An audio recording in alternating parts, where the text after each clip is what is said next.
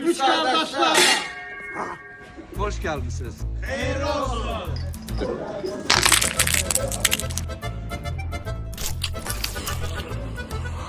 Zeytinə qoz qoyublar.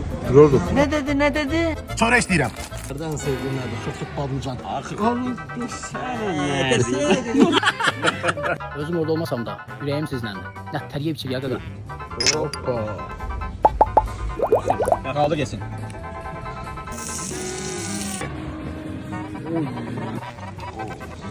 Əladır.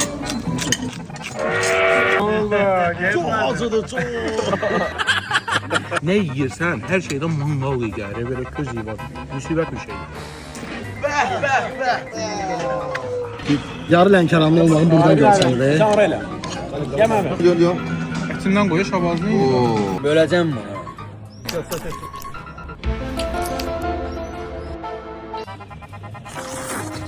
Mən istəyirəm bir yerdə sizi hamınızı yığım. Gedə bir xaricdə vuraq.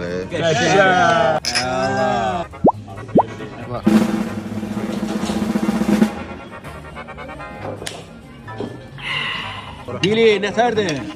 Yanıram. Yerimiz məlum çox bomba. Biz bugün 6 kardeşiz, 3 kardeşler. Kaçan gidiyor? Kaçan. Nuşitos.